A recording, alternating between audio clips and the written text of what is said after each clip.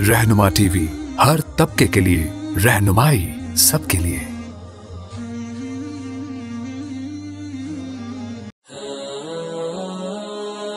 रहनुमा टीवी को सब्सक्राइब करने के बाद बेल आइकन पर क्लिक करना ना भूलें। अल्हम्दुलिल्लाहि रब्बिल आलमीन वस्सलातु वस्सलामु अला सय्यिदिना मौलाना मुहम्मद खातमिन नबिय्यीन व अला आलिहि व अस्हाबिहि अजमईन व अला कुल्लि मन तबिअहुम बि इहसान इला यौमिद्दीन। अम्मा बाद,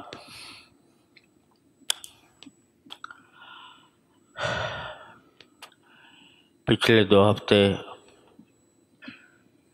मेरे सफ़र में गुजरे,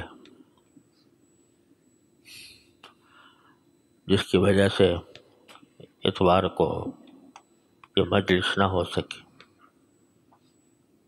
उससे पहले मैं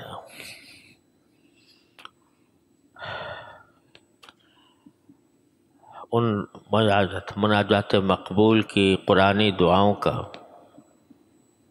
कुछ तज़किरा कर रहा था, और ये सारी कुरानी दुआएं ऐसी हैं कि अल्लाह तबारक व तआला ने हमें अपने कलाम मजीद में सिखाई है। इसलिए हम इन दुआओं को मांगे तो इंशाअल्लाह उसकी कबूलियत की बहुत ज़्यादा उम्मीद है। और हर दुआ ऐसी है कि अल्लाह ताला अगर उसको कबूल फरमा ले तो हमारी दुनिया व आखिरत संवर जाए। तो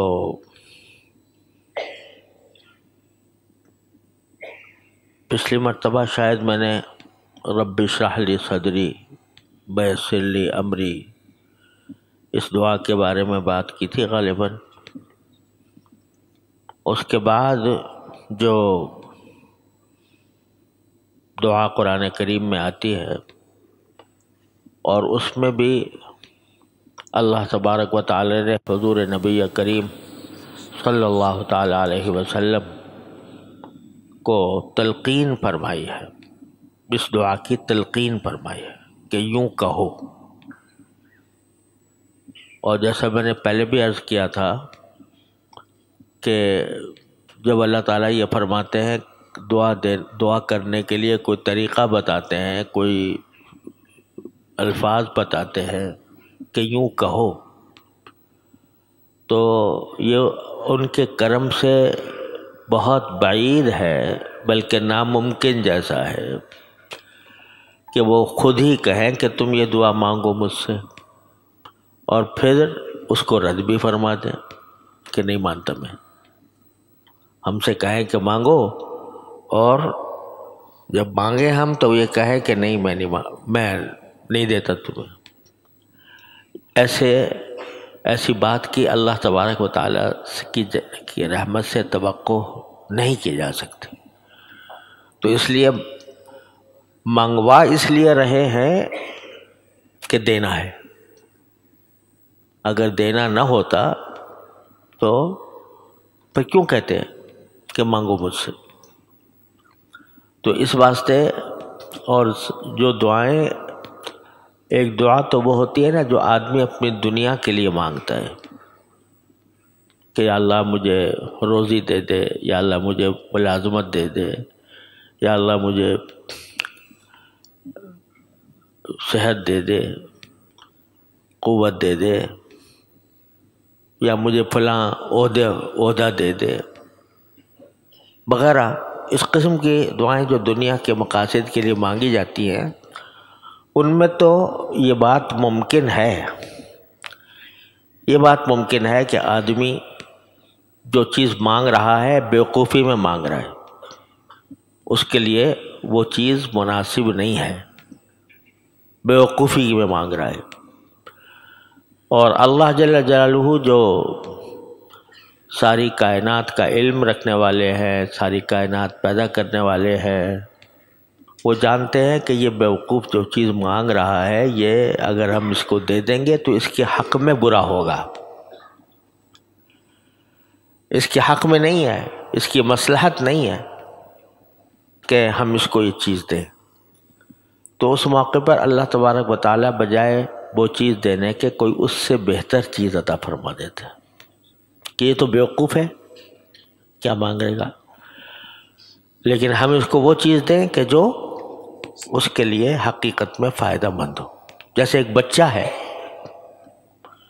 وہ آگ مانگ رہا ہے، آگ اس کو خوشگوار لگ رہی ہے، خوشنما لگ رہی ہے، آگ کا انگارہ ہے، اچھا لگتا ہے، کہتا مجھے دے دو۔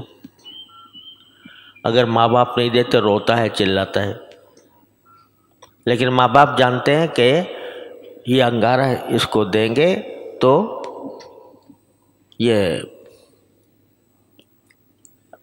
اپنا ہی کام خراب کر لے گا، اپنے آپ کو جلا لے گا۔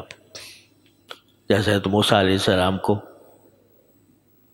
موسیٰ علیہ السلام سے یہی امتحان لیا تھا نا کہ یہ دیکھو یہ آگ کا ٹکڑا ہے اور یہ اس کا ہے بچپن میں، تو انہوں نے انگارہ اٹھا کے رکھ لیا، اسی سے ان کی زبان میں لکنت پیدا ہو گئی اور اس وجہ سے دعا مانگی کہ یا اللہ یہ میری گرہ کھول دیجیے۔ تو دنیا کے معاملات میں یہ بکثرت ہوتا ہے کہ ہم جو چیز مانگ رہے ہیں وہ ہمیں نہیں دی جاتی، بلکہ بعد میں کبھی پتہ چل جاتا ہے، کبھی نہیں پتہ چلتا کہ بھئی ہماری مصلحت نہیں تھی اس میں جو ہم مانگ رہے تھے۔ اب میرے ساتھ تو پتہ نہیں کتنے واقعات ایسے پیش آئے ہیں کہ جو مانگا اور بہت الحاح و زاری سے مانگا، یا اللہ دے دے، یا اللہ دے دے، یا اللہ، بہت مانگا، نہیں دیا اللہ میاں نے۔ بعد میں پتہ چلا کہ اگر دے دیتے تو میرا کیا زبردست نقصان ہو جاتا۔ تو بعض دفعہ پتہ چل جاتا ہے۔ ایک مرتبہ میں ایک جگہ جانا تھا تو اس کے لیے میں دعا بہت مانگتا رہا، اور دعا بھی حرم میں مانگتا رہا کہ یا اللہ میری یہ سیٹ بک کرا دیجئے، میری یہ سیٹ بک کرا دیجئے، اور میں چلا جاؤں۔ نہیں ہوئی اور نہیں جا سکا۔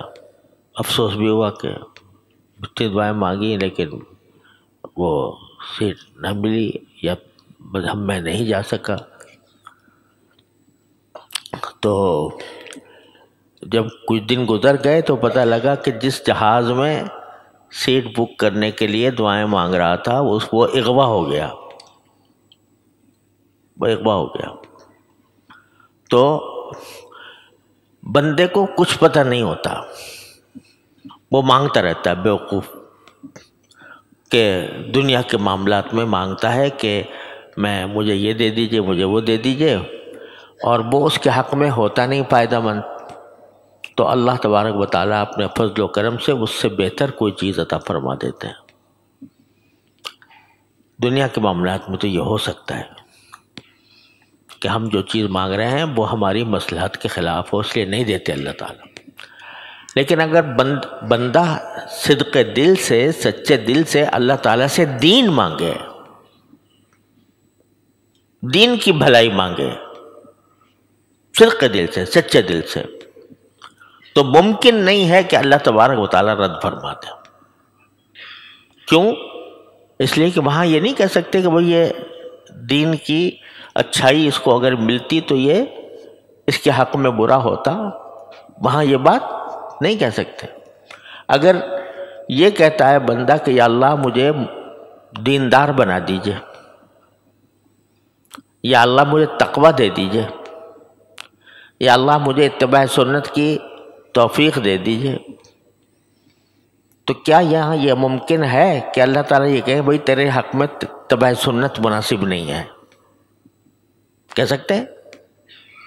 یا یہ کہتے ہیں کہ تیرے حق میں تقوی مناسب نہیں ہے، ہم تجھے تقوی نہیں دیتے اس لیے کہ وہ تقوی تیرے حق میں فائدہ مند نہیں ہے؟ یہ ہو سکتا ہے؟ اس لیے کہ تقوی تو سارا قرآن بھرا ہوا ہے کہ تقوی بندے کو اختیار کرنے کا حکم ہے۔ تو اگر بندہ تقوی مانگ رہا ہے اللہ تبارک و تعالیٰ سے تو ناممکن ہے کہ وہ نہ دیں۔ ہاں ایک صورت ہوتی ہے جس میں نہ ملے، اللہ بچائے اس سے، کہ آدمی مانگ تو رہا ہے تقوی زبان سے، دل سے نہیں مانگ رہا۔ دل میں یہ خواہشات ہیں کہ یا اللہ میں تو ابھی بہت عمر پڑی ہے، اس میں بہت ساری خواہشات ہیں، بہت سارے منصوبے ہیں، تو وہ بھی مجھے پورے کرنے ہیں، وہ خواہشات بھی پوری کرنی ہیں، تو ان کے بارے میں سوچتا رہتا ہے اور اپنی طرف سے قدم کوئی بڑھاتا نہیں تقوی حاصل کرنے کے لیے۔ تو یہ مانگنا در حقیقت مانگنا نہیں ہے۔ یہ ایسا ہے جیسے کوئی شخص چلا تو جا رہا ہے مشرق کو، مسلسل مشرق کی طرف جا رہا ہے، اور دعا مانگے کہ اللہ مجھے مغرب کی طرف بھیج دے، تو یہ مذاق ہوگا کہ نہیں؟ کہ مذاق ہوگا کہ بھئی تو جا تو رہا ہے مشرق کی طرف، تیرے قدم اسی طرف اٹھ رہے ہیں، لیکن وہ مانگ رہا ہے زبان سے کہ میں مغرب کو جانا چاہتا ہوں۔ تو یہ دھوکہ ہے، فریب ہے، یہ حقیقت میں مانگنا نہیں ہے، یہ حقیقت میں دعا نہیں ہے۔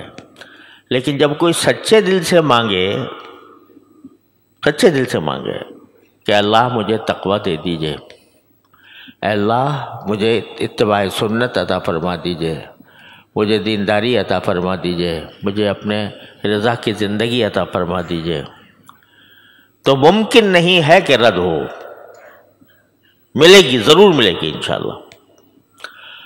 اس لیے ہمارے اکابر جو ہیں انہوں نے ہمیں بار بار جو تلقین فرمائی ہے وہ یہ ہے کہ بھئی یہ دعا مانگنا کبھی نہ چھوڑو کہ اللہ مجھے اپنا بنا لیجئے، اے اللہ مجھے اپنا قرب عطا فرما دیجئے، اے اللہ مجھے اپنے قریب کر لیجئے، اے اللہ مجھے تقوی عطا فرما دیجئے، اللہ مجھے اتباع سنت عطا فرما دیجئے، اللہ مجھے گناہوں سے بچا لیجئے۔ یہ ساری دعائیں مانگا کرو، کثرت سے مانگا کرو۔ پھر بھی اگر کبھی ابتلا ہو جائے تو اللہ تعالیٰ ضرور توفیق دیں گے توبہ کی انشاءاللہ۔ جب یہ مانگے گا نا بندہ، بعض اوقات یہ سوچتا ہے آدمی کہ میں مانگ تو رہا ہوں کہ اللہ مجھے گناہوں سے بچا لے، اللہ مجھے گناہوں سے بچا لے، مگر میں مبتلا پھر بھی ہو گیا کسی وقت، اپنے خواہشات کے، نفس کے دھوکے میں آ کر، شیطان کے دھوکے میں آ کر میں مبتلا ہو گیا، تو یہ دعا تو بیکار گئی۔ غلط بات ہے، یہ بیکار نہیں گئی۔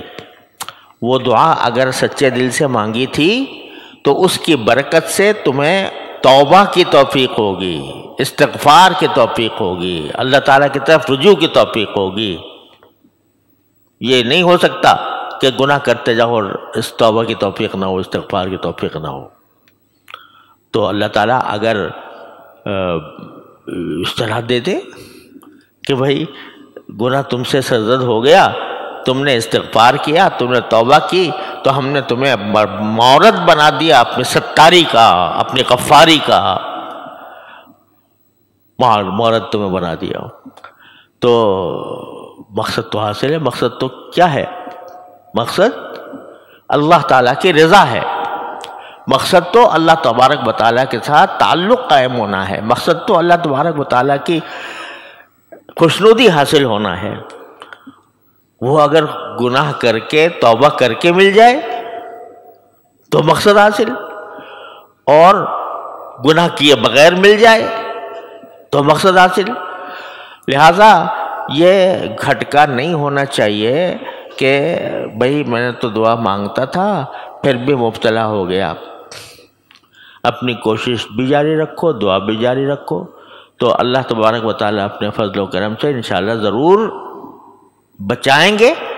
یا اگر تم اپنے نفس کی شرارت میں زیادہ منہمک ہو تو اس کی وجہ سے اگر کبھی مبتلا بھی ہو جاؤ گے تو توبہ کی توفیق ضرور دیں گے انشاءاللہ۔ ہو نہیں سکتا کہ وہ توبہ کی توفیق نہ دیں۔ اس لیے جو بات دین کی مانگی جائے اللہ تبارک و تعالیٰ سے، اس کے بارے میں کبھی نہ سوچنا کہ وہ قبول نہیں ہوگی، وہ ضرور قبول ہوگی انشاءاللہ۔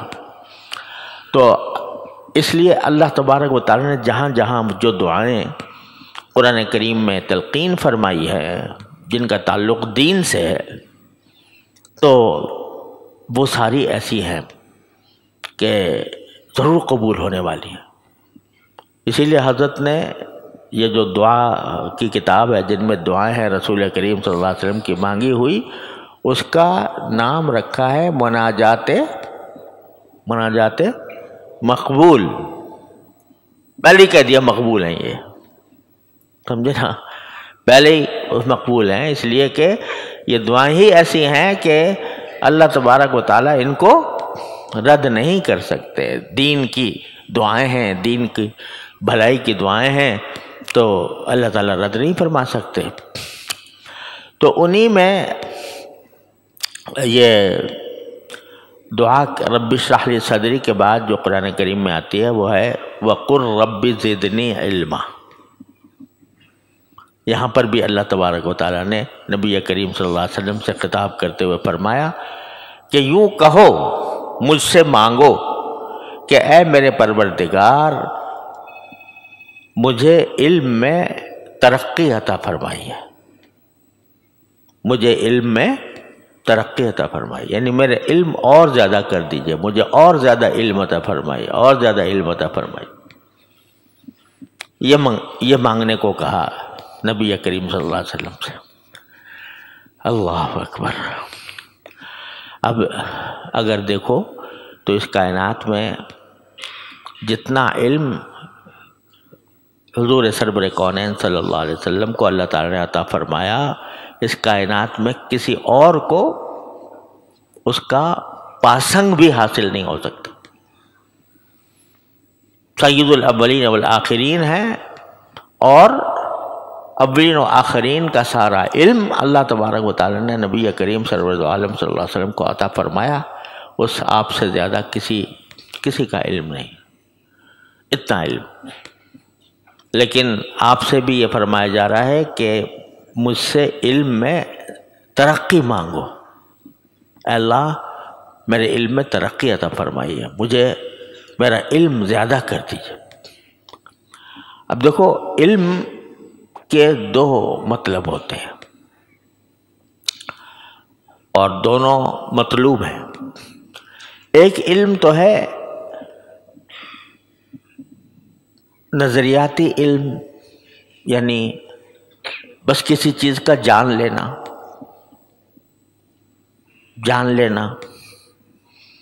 آدمی کو مثلا قرآن کریم کا ترجمہ آ گیا، قرآن کریم کا مطلب سمجھ میں آ گیا، یہ علم ہے۔ حدیث کا مطلب سمجھ میں آ گیا، رسول کریم صلی اللہ علیہ وسلم کا کوئی ارشاد علم میں آ گیا، علم ہے۔ فقہ کا کوئی مسئلہ سمجھ میں آ گیا، کسی عالم نے بتا دیا، آپ نے سمجھ لیا، تو یہ علم ہے۔ اور ایک علم وہ ہوتا ہے کہ جو اللہ تبارک و تعالیٰ کے ساتھ تعلق کی حقیقت انسان پر کھل گئی، اور اس کے نتیجے میں اللہ تبارک و تعالیٰ کی طاعت اور عبادت اور اطاعت یہ رگ و پے میں سما گئی۔ اس کو میں کس طرح تعبیر کروں؟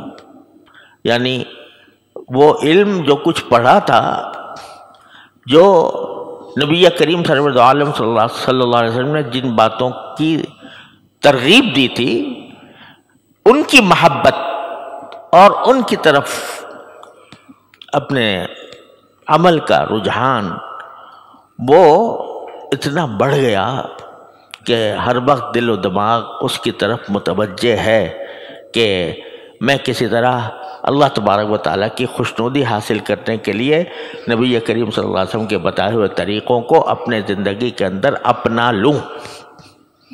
یہ جذبہ جب انسان کے اندر سرایت کر جاتا ہے تو وہ حقیقی علم ہوتا ہے۔ وہ زبانی علم ہے کہ زبان سے کہہ بھی دیا سن بھی لیا کہ نماز مثلاً فرض ہے اور نماز کی یہ فضیلت ہے، نماز کو جب بندہ نکلتا ہے تو جو قدم بھی اٹھاتا ہے تو اس کے گناہ معاف ہوتے جاتے ہیں، اس کے درجات بلند ہوتے جاتے ہیں، یہ سب پڑھا حدیث میں، ٹھیک ہے، لیکن پڑھنے کے بعد کوئی جذبہ پیدا نہ ہوا، پڑھنے کے بعد کوئی جذبہ پیدا نہ ہوا کہ میں اس کے اوپر عمل کروں، تو علم ظاہر تو حاصل ہو گیا، یعنی جاننے کی حد تک، لیکن حقیقی علم نہیں حاصل ہوا۔ حقیقی علم اس وقت حاصل ہوگا جب اس فضیلت کو جاننے کے بعد دل میں جذبہ پیدا ہو کہ میں اس فضیلت کو حاصل کروں، یہ ہوگا حقیقی علم۔ تو اسی طرح آپ نے پڑھ لیا کہ بھائی کسی غریب کی مدد کرنا، کسی مصیبت زدہ کے کام آنا، حدیث میں آتا ہے کہ رسول کریم صلی اللہ علیہ وسلم نے فرمایا کہ میں کسی بندے کے تکلیف کو دور کرنے کی کوشش کروں یا دوسرے کا کوئی کام آ جاؤں، یہ مجھے زیادہ پسند ہے بنسبت اس کے کہ میں مسجد نبوی میں 1 مہینے کا اعتکاف کروں۔ اندازہ لگائیے، اعتکاف کتنا؟ 1 مہینے، کہاں؟ مسجد نبوی میں۔ اس سے زیادہ مجھے پسند ہے کہ میں کسی اللہ کے بندے کی تکلیف کے دور کرنے میں اس کی مدد کر دوں۔ اب یہ سن لیا، اس لیے سن لیا کہ جب ہم کبھی کسی جگہ واعظ کہیں گے، تقریر کریں گے تو یہ سنائیں گے، سمجھے نا؟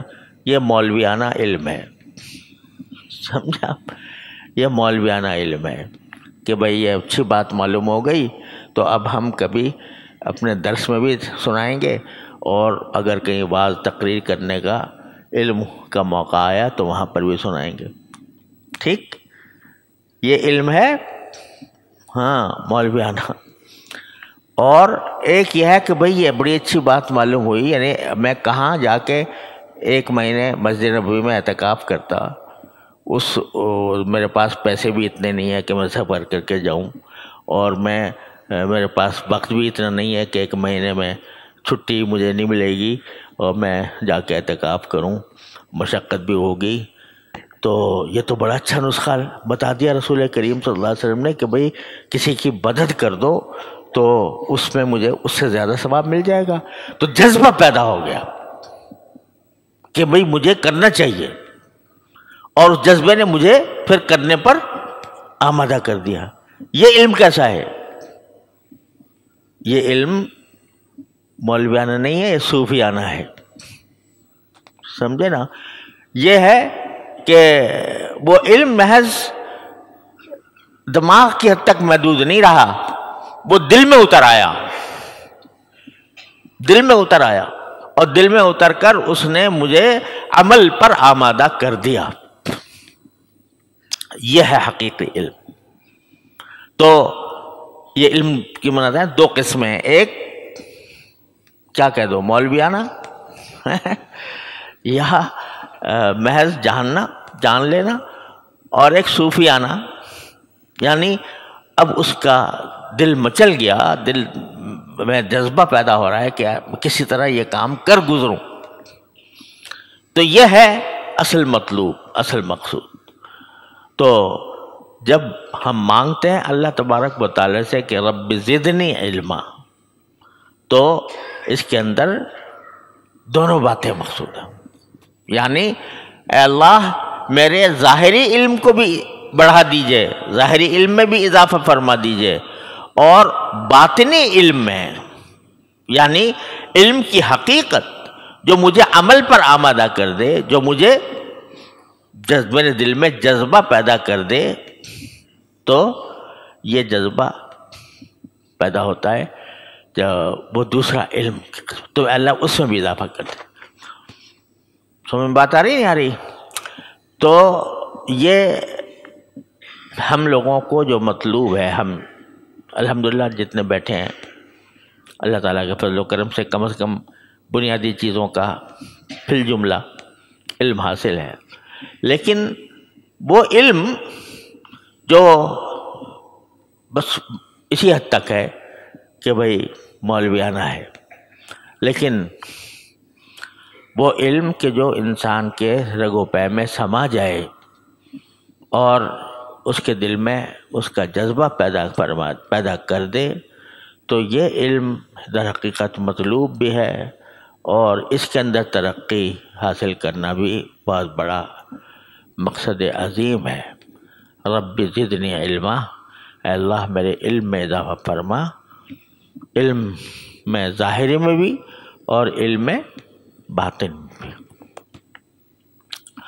تو رسول کریم سرور دو عالم صلی اللہ علیہ وسلم کے علم میں اللہ تبارک و تعالی نے دونوں طریقے سے ترقیات، بہم ترقیات ہو رہی تھی، لیکن اللہ تعالیٰ خود علم میں ترقی عطا فرما رہے تھے۔ رسول کریم صلی اللہ علیہ وسلم کے علم میں خود ترقی فرما رہے تھے، معلومات میں بھی اضافہ ہو رہا تھا اور جذبے میں بھی اضافہ ہو رہا تھا، اور دن رات ہو رہا تھا، ہر روز ہو رہا تھا باری تعالیٰ۔ لیکن پھر بھی اللہ رسول کریم سرور دو عالم صلی اللہ علیہ وسلم سے فرمایا کہ تمہارا کام یہ ہے کہ مانگو کہ اللہ مجھے علم میں اور اضافہ فرما دیجیے۔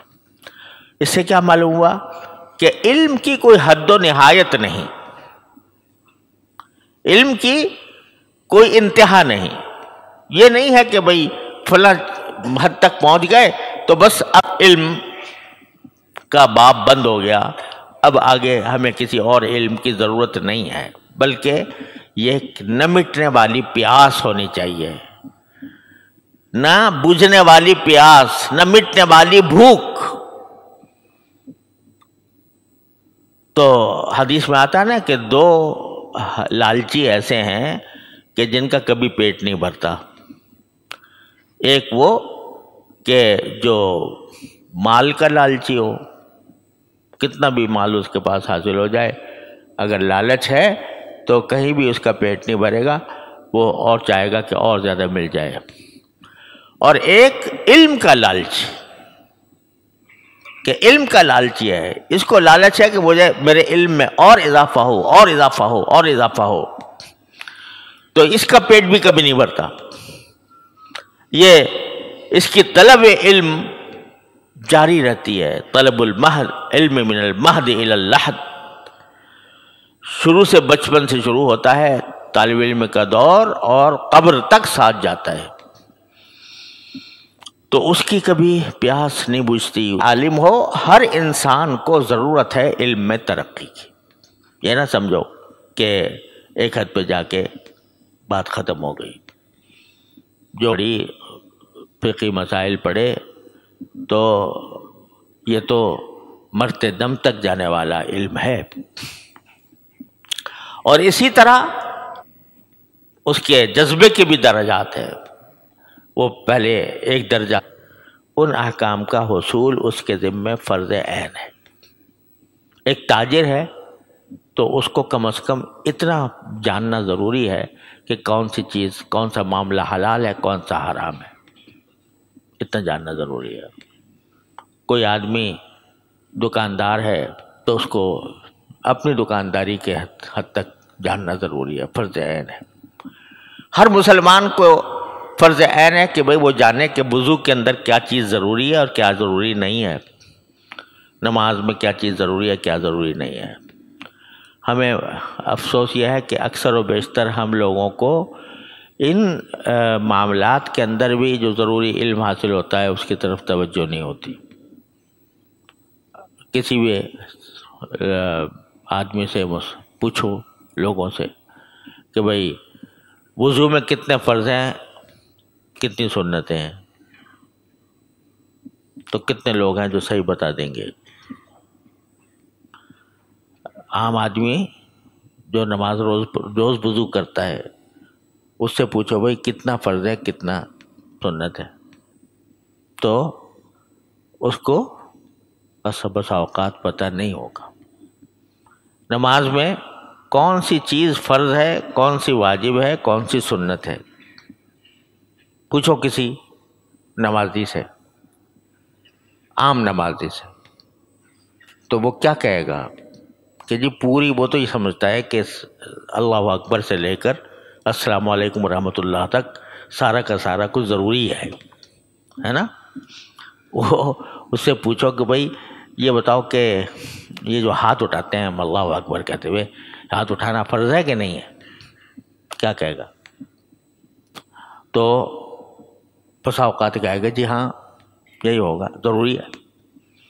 اور ہم جو یہ سمع اللہ حمیدہ کہتے ہیں یا ربنا لک الحمد کہتے ہیں، یا رکوع میں سجدے میں، رکوع میں سبحان ربی العظیم کہتے ہیں، یا سجدے میں سبحان ربی الاعلیٰ کہتے ہیں، یہ کیا فرض ہے یا واجب ہے یا سنت ہے یا مستحب ہے؟ اگر عام آدمی سے پوچھو تو کیا بتا سکے گا؟ نہیں بتا سکے گا. اس کا مطلب یہ کہ جو چیز فرض عین ہے، جو علم فرض عین ہے، وہ اس نے حاصل نہیں کیا ہوا. جب اس کو یہ پتہ نہیں ہے کہ نماز کے اندر کتنی چیزیں فرض ہوتی ہیں اور کتنی سنتیں ہوتی ہیں، کتنے واجب ہوتے ہیں. چنانچہ اگر فرض کرو جس کو پتہ نہیں ہے کہ سبحان ربی العظیم کہنا مثلا رکوع کے اندر یہ فرض نہیں ہے، واجب نہیں ہے، تو وہ کیا کرے گا؟ اگر فرض کرو سبحان ربی العظیم نہیں کہہ پایا کسی نماز میں، تو اس کے دماغ میں یہ بات آئے گی کہ نماز میری نہیں ہوئی. سمجھے نا؟ تو یہ جو جتنا علم ہے کہ جس کے بارے میں جو ہمارے روزمرہ کے عبادتیں ہیں، روزمرہ کے جو کام ہیں، ان میں کتنا فرض، کتنا واجب، کتنی سنت، یہ جب نہیں ہے تو اس کا حاصل کرنا فرض ہو گیا. قرآن کریم کی تلاوت ہے، تلاوت میں جو حروف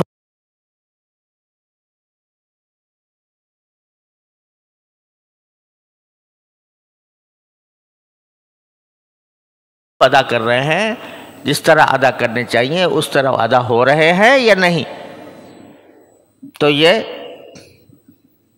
فرض عین ہے اس کا جاننا اور تجوید کو درست کرنا. لیکن توجہ نہیں ہے. وجہ کیا ہے کہ پہلے تو اولاً پہلی ایک سیڑھی جو ہے علم کی وہی حاصل نہیں، جتنا فرض عین تھا وہی حاصل نہیں. اور اگر وہ حاصل ہے تو وہ جو دوسری قسم ہے علم کی، جو انسان کو انسان بناتی ہے، جو علم کی روح عطا فرماتی ہے، علم کا نور عطا فرماتی ہے، تو وہ اس کا فقدان ہے. اس وجہ سے ساری پریشانی ہے. تو بھائی اگر ہم اس سے سبق یہ حاصل کریں کہ جن چیزوں کا علم حاصل نہیں ہے اس کا علم حاصل کریں جو ہمارے لیے ضروری ہے. مثلا نماز فرض ہے تو اس کے بارے میں تو مسائل جاننے چاہیے. بہشت زیور پڑھ لو، بہشت گوہر پڑھ لو. اللہ تعالیٰ نے، علماء کرام نے ہر زبان کے اندر کتابیں لکھ دی ہیں، اس کے اندر ساری تفصیل موجود ہے، وہ پڑھ لو. اگر قرآن شریف صحیح پڑھا جا رہا تو کسی قاری سے مدد لے کر اپنا قرآن کریم صحیح کر لو، تاکہ علم کا جو پہلا درجہ ہے وہ تو حاصل ہو جائے. اور پھر جب وہ حاصل ہو گیا تو اس کو پھر مزید ترقی دو. یہ تو نہیں ہے کہ فرض عین سے آگے پڑھنا حرام ہے، فرض عین تو نہیں ہے، لیکن ترغیب تو ہے کہ اور آگے آدمی بڑھے، قرآن کریم کا ترجمہ پڑھے، قرآن کریم کی تفسیر پڑھے، احادیث پڑھے، احادیث کی تصحیحات پڑھے. یہ اپنے علم کے اندر اضافہ کرنے کا ذوق پیدا ہو. اور جو باقاعدہ طالب علم دین ہے یا عالم ہے تو اس کو تو یہ پیاس اور زیادہ بڑھنی چاہیے، اس کے اندر تو اور زیادہ طلب پیدا ہونی چاہیے. جو کچھ میں پڑھ رہا ہوں اس کے ساتھ میں اپنے علم کو کس طرح بڑھاؤں، مزید اس کی بھی طلب ہونی چاہیے. اور پھر سب سے اونچی بات یہ ہے کہ جو کچھ علم حاصل ہوا ہے اس کو اپنے رگ و پے میں سمایا جائے. علم حقیقی. حضرت حسن بصری رحمۃ اللہ علیہ کے بارے میں فرمایا، لکھا ہے کہ کسی نے ان کو پیچھے سے آواز دی یا فقیہ کہہ کر کہ اے فقیہ، فقیہ کے معنی فقہ کے عالم. تو حضرت حسن بصری نے جواب میں فرمایا ابا حل رأیت فقیہا قط، کیا تو نے کبھی کوئی فقیہ دیکھا بھی ہے؟ مجھے فقیہ کہہ کے پکار رہا ہے، کوئی فقیہ دیکھا بھی ہے؟ تو اس سے پوچھا جی فقیہ کون ہوتا ہے؟ تو فرمایا الزاہد فی الدنیا الراغب فی الآخرہ. فقیہ تو وہ ہے جو دنیا سے بے رغبت ہو، دنیا سے بے رغبت، یعنی دنیا ہے مگر دنیا کی طلب نہیں ہے، دنیا کی محبت نہیں ہے، ضرورت کے تحت دنیا حاصل کی ہوئی ہے، جتنی حاصل ہو گئی اللہ تعالیٰ کا شکر ادا کیا، قناعت کی، اور اس کی محبت نے دل میں گھر نہیں کیا. الزاہد فی الدنیا، دنیا سے بے رغبت. الراغب فی الآخرہ، آخرت کی رغبت رکھنے والا کہ میں مرنے کے بعد کی میری زندگی درست ہو جائے، یہ ہے اصل فقیہ. تو صرف فقہی مسئلے یاد کرنے سے فقیہ نہیں بنتا، بلکہ جو دنیا سے بے رغبت ہو اور آخرت کی رغبت پیدا کرنے والا ہو وہ ہے فقیہ. تو اس میں اضافہ ہوتا ہے بزرگوں کی صحبت سے، اللہ والوں کی صحبت سے.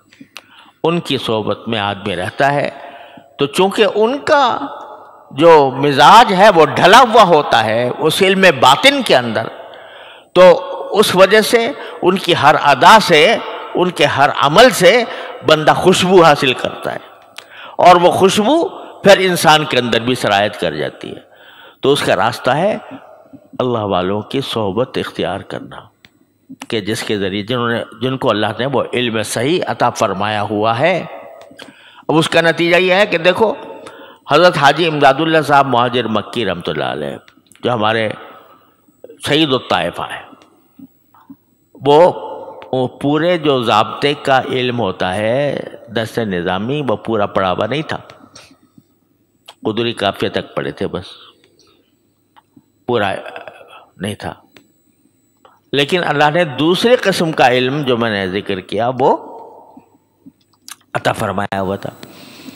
تو پہلی قسم کے لوگ حضرت نانوتوی رحمۃ اللہ علیہ، حضرت گنگوہی رحمۃ اللہ علیہ، حضرت تھانوی رحمۃ اللہ علیہ، یہ سب حضرات وہ پہنچے ان کی خدمت میں، اور ان سے وہ علم حقیقی حاصل کرنے کی طلب لے کر پہنچے. حالانکہ وہ عالم پورے تھے، پکے تھے، متباہر عالم تھے، ان کے علم کا سکہ دنیا میں بیٹھا ہوا تھا، لیکن ایک بظاہر ایسے شخص کے پاس جا کر گھٹنے ٹیکے کہ جو پورا عالم بھی نہیں تھا. کیوں؟ اس لیے کہ اس کے پاس دوسرا علم تھا، وہ جتنا بھی علم تھا وہ دوسرے علم کے ساتھ ملا ہوا تھا.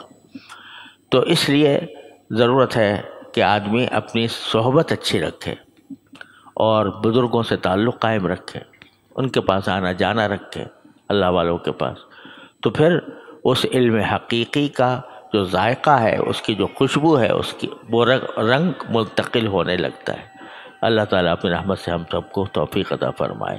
تو بھائی یہ دعا جو ہے اس نقطۂ نظر سے مانگا جائے، ربی زدنی علما، چھوٹی سی دعا ہے، ربی زدنی علما، اے میرے پروردگار میرے علم میں اضافہ فرمائیے. تو اس نیت سے مانگا کرو کہ علم ظاہر میں بھی اضافہ ہو اور علم باطن میں بھی اللہ تعالیٰ اضافہ فرمائے. تو جوں یہ بڑھے گا اسی حساب سے عمل میں ترقی ہوگی، اللہ تعالیٰ کے قرب میں ترقی ہوگی، اللہ تعالیٰ کے ساتھ تعلق میں ترقی ہوگی. اللہ تعالیٰ ہم سب کو یہ ترقی عطا فرمائے. وصلی اللہ تعالیٰ علی خیر خلقہ اللہم صلی علی سیدنا. یا اللہ اپنے فضل و کرم اپنے رحمت سے ہمارے تمام گناہوں کو معاف فرما. یا اللہ یا رحمان یا رحیم یا کریم اپنے فضل و کرم سے ہماری تمام حاجتوں کو پورا فرما دے. یا اللہ اپنے رحمت سے ہماری مکمل مغفرت فرما. یا اللہ ہماری شامت اعمال کو دور فرما دے. یا اللہ ہماری شامت اعمال کو اپنے فضل و کرم سے دور فرما. یا اللہ ہماری شامت اعمال کو دور فرما. اے اللہ ہمیں اپنے دین کی صحیح سمجھ عطا فرما، اس پر علم کی توفیق، عمل کی توفیق عطا فرما، اس پر استقامت عطا فرما. یا اللہ تمام حاضرین و حاضرات کو ان کے تمام جائز مقاصد میں کامیابی عطا فرما. یا اللہ سب کے پریشانیوں کو دور فرما. یا اللہ بہت سے لوگوں نے اپنے اپنے مقاصد کے لیے پرچے بھیجے ہیں کہ اللہ تبارک و تعالیٰ ان کی ساری مرادیں یا اللہ ان سب کی پوری فرما دے۔ زیادہ تر پرچے اپنے کسی عزیزوں کے صحت کے بارے میں آئے ہیں کہ یا اللہ دعا درخواست کیا ہے کہ اللہ ان کو صحت و عافیت عطا فرما، یا اللہ اپنے رحمت سے ان سب کی کو صحت و عافیت کاملہ عاجلہ مستمرہ عطا فرما، یا اللہ ہم میں ہمارے متعلقین میں جو اور بھی لوگ بیمار ہیں انہیں بھی صحت و عافیت کاملہ عطا فرما، یا اللہ رحمان یا رحیم تمام حاضرین اور حاضرات کو ان کے تمام جائز مقاصد میں کامیابی عطا فرما، یا اللہ سب کی پریشانیوں کو دور فرما۔ وصلی اللہ تعالی علی خیر خلق سیدنا مولانا محمد وعلی آلہ واصحابہ اجمعین، آمین برحمتک یا